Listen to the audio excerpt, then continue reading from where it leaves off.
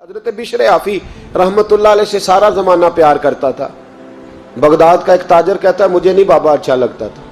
ہمارا اپنا اپنا ذہن ہے نا، ہم کہتے ہیں میں نے جدھر ساری دنیا جا رہی ہے وہاں نہیں جانا، کہتے ہیں کہ وہ بابا مجھے نہیں اچھا لگتا تھا، حالانکہ سارا بغداد عزت کرتا۔ کیوں نہیں اچھا لگتا تھا؟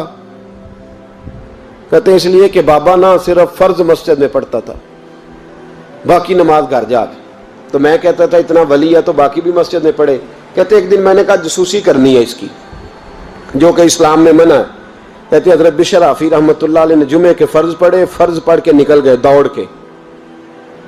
فرماتے میں پیچھے ہو گیا، میں نے کہا آج میں نے سنتیں چھوڑ دی ہیں پر اس کا پتہ کرنا ہے، سنت نفل بعد میں پڑھوں گا۔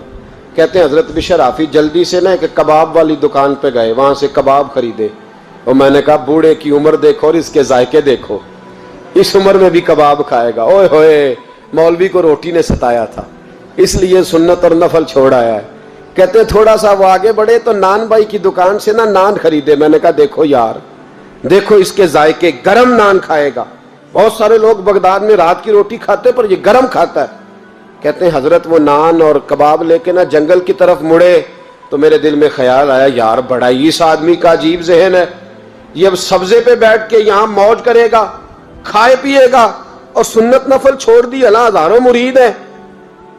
کہتے حضرت جنگل میں داخل ہوئے، تھوڑا سا سفر کیا تو کچی آبادی آ گئی۔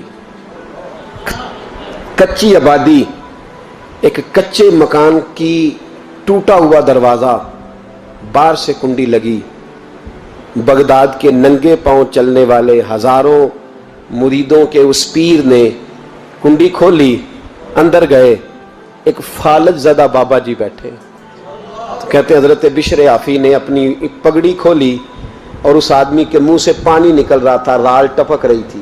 کہتے پہلے اپنی پگڑی سے منہ صاف کیا، پھر پیالے سے پانی ڈال کے منہ دھویا، پھر حضرت اس کے ٹانگوں پہ کپڑا ڈال کے روٹی کا لقمہ توڑ کے اس کے منہ میں ڈال کے کہنے لگے بابا ناراض نہ ہونا، جمعے والے دن مجھے دیر ہو جاتی ہے، ابھی تو میں نے سنت اور نفل بھی پڑھنے ہیں، ناراض نہ ہونا، مجھے دیر ہو جاتی ہے۔ کہتے ہیں وہ بابا رو پڑا اور کہنے لگا بشر یار 14 سال ہو گئے تو روز آتا ہے، 14 سال، یہ ایک صدی کا قصہ ہے، 2-4 برس کی بات نہیں، 14 سال سے تو روز آتا ہے۔ میں پتہ نہیں کب تک لاش بنے پڑا رہوں گا، تو کب تک آئے گا؟ حضرت بشر آفی نے بابے کے آنسو پوچھ کے کہا بابا فکر نہ کر، آج کے بعد یہ جملہ نہ کہنا کہ تو میرے لیے بوجھ ہے۔ فرمایا لوگ سمجھتے ہیں کہ میں نے عبادت کر کے مقام پایا ہے، لوگ سمجھتے ہیں میں نوافل زیادہ پڑھتا ہوں، دنیا جانتی ہے کہ میری رات کی تسبیح زیادہ مضبوط ہے، پر میں ان میں سے کوئی بات بھی نہیں، میں تو تیری نوکری کرتا ہوں تو اللہ نے میری عزتوں میں اضافہ فرما دیا ہے۔ سوچ ہی صاف نہیں، نظریہ ہی ٹھیک نہیں، فکر ہی ٹھیک نہیں۔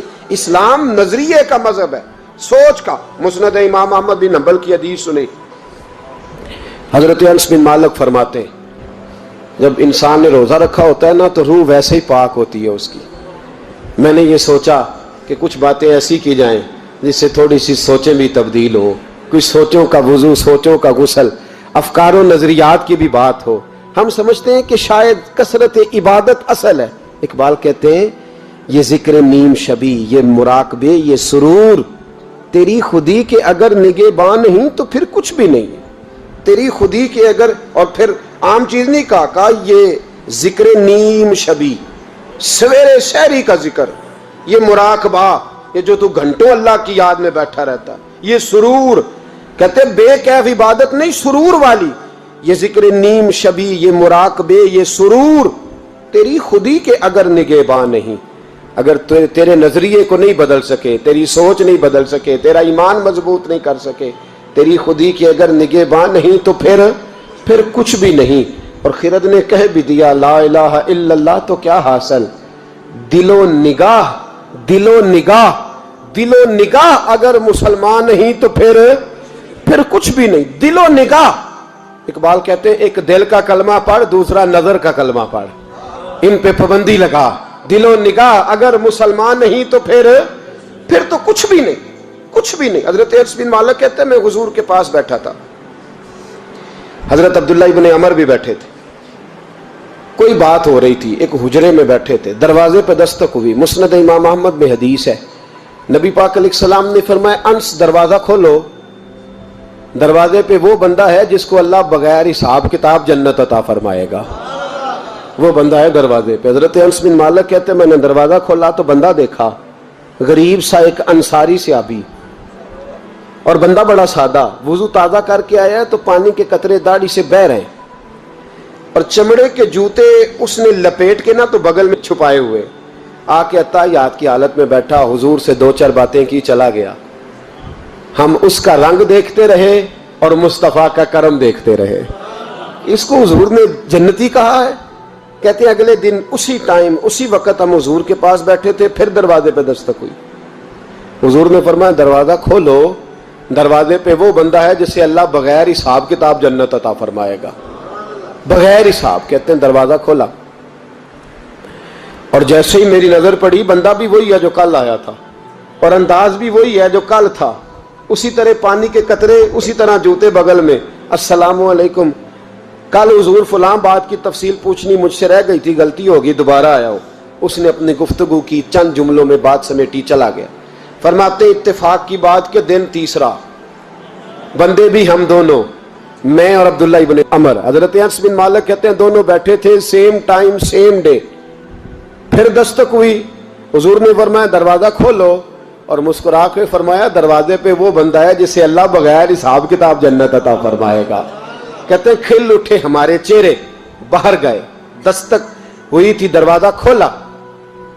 فرماتے مجھے یقین تھا وہی ہوگا جو 2 دن پہلے آیا تھا، اور میرے یقین کے مطابق ہی کام ہوا، وہی بندہ تھا جو کل بھی تھا، جو پرسوں بھی تھا، حالت اور کیفیت اور انداز بھی وہی تھا۔ پانی کے قطرے بہ رہے ہیں، اور اس شخص نے جوتے بغل میں دبائے ہوئے خدمت میں حاضر ہوا، بیٹھ گیا، بات چیت کی، چلا گیا۔ حضرت انس بن مالک کہتے ہیں تھوڑی دیر ہوئی تو حضور بھی تشریف لے گئے۔ حضرت عبداللہ ابن عمر مجھے کہنے لگے یار ویسے کتنے اس کے نصیب ہیں، کتنے نصیب ہیں، کوئی آیا لے کے چلا گیا، کوئی آیا لے کے چلا گیا، کوئی عمر بھر بھی نہ پا سکا، میرے مولا تجھ سے گلا نہیں، یہ تو اپنا اپنا نصیب ہے، یہ تو اپنا اپنا، اور نہ کسی کے حال پہ طنز کر، نہ کسی کے غم کا مذاق اڑا، وہ جسے چاہے جیسے نواز دے، یہ مزاج لطف رسول ہے صلی اللہ تعالی علیہ وسلم۔ کہتے ہیں ہم لوگ گفتگو کرنے لگے، عبداللہ ابن عمر مجھ سے کہنے لگے یار ویسے پتہ کرنا چاہیے یہ کون سا عمل کرتا ہے، پتہ کرنا، جیسے ہم نہیں پتہ کرتے کہ یہ بندہ بڑا چمک گیا، پتہ کرو کون سا کاروبار کرتا ہے، ذرا اس کی جاسوسی تو کرو۔ اور بندے بھی بڑے سمجھدار ہیں، وہ سائیڈ بزنس نہیں بتاتے، وہ کہتے ہیں وہ جو میرا علیحدہ ہے وہ نہیں بتانا، کہیں یہ نہ شروع کر لے۔ حالانکہ انسان کے پاس جو خوبی، جو اللہ نے اسے دولت دینی ہوتی ہے، وہ اپنا اپنا نصیب ہوتا ہے، وہ گھر میں بیٹھے بھی اللہ عطا کر دیتا۔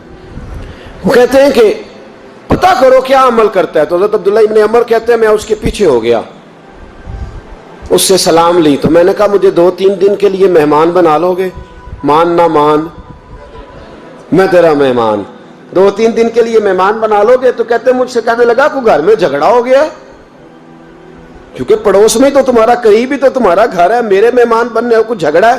تو میں نے کہا چلو ایسے ہی سمجھ لو، پر مجھے مہمان بنا لو۔ کہتے ہیں میں 3 دن اور 3 راتیں اس شخص کے ساتھ رہا، وہ کتنا صدقہ کرتا ہے میں نوٹ کرتا رہا، نماز کتنی پڑھتا ہے، اس کا کیا، میں چاہتا تھا کہ وہ عمل مجھے ملے، اس کی برکت سے مصطفیٰ نے اسے 3 مرتبہ جنتی فرمایا ہے تاکہ وہ کیفیات مجھے بھی ملے۔ حضرت عبداللہ ابن عمر کہتے ہیں کہ میں نے کوئی خاص چیز نہیں دیکھی، وہ عشاء پڑھتا تو فجر تک بستر پہ کروٹیں لیتا، اور میں الحمدللہ اٹھ کے تہجد بھی پڑھتا، نوافل بھی پڑھتا۔ کہتے ہیں وہ 1 سپارہ پڑھتا، میں 3 پڑھتا۔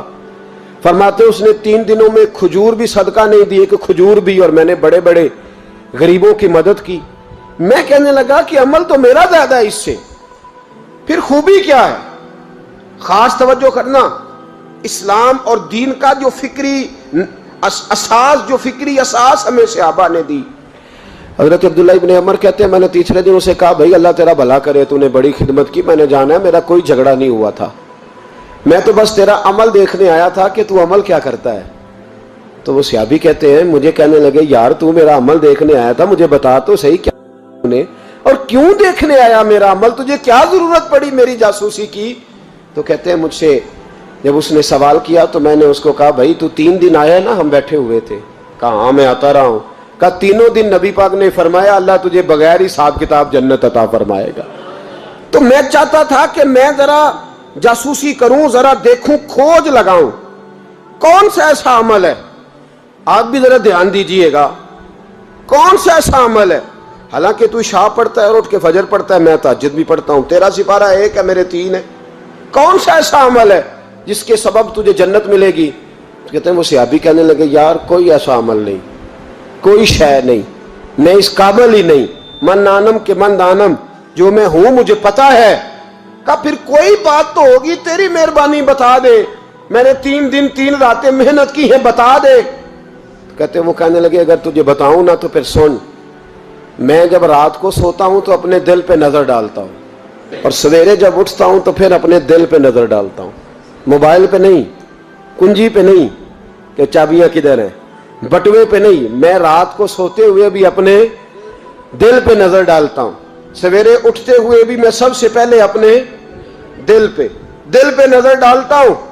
فرماتے ہیں الحمدللہ میرے دل میں کسی کا حسد نہیں ہے، کسی کے بارے میں کوئی کینہ نہیں ہے، کوئی کسی کے بارے میں میل نہیں، میں اللہ کے ہر بندے کے بارے میں سوچ، نظریہ، فکر اچھی رکھتا ہوں۔ اور فرمایا میں تیرے بارے میں بھی عبداللہ یہی سوچتا ہوں کہ تو مجھ سے زیادہ نیک ہے۔ الحمدللہ اس وقت بھی میرا ذہن یہ ہے کہ انس بن مالک مجھ سے زیادہ پرہیزگار ہے، اس وقت بھی میری سوچ یہ ہے کہ محبوب کے سب صحابہ میں سب سے کمزور میں ہی ہوں۔ نبی عبداللہ ابن عمر کہتے ہیں میں نے اس کا ہاتھ چوما، میں نے کہا سمجھ آ گئی ہے، تیرا نظریہ، تیری سوچ پکی اور سچی مسلمان ہے، تو دل اور روح کا مسلمان ہے، تو نظر اور روح کا مسلمان ہے۔ یہ سبب ہے کہ اللہ کے رسول نے زمین پر چلتے ہوئے بھی تجھے 3 دفعہ جنت کی بشارت عطا فرما دی۔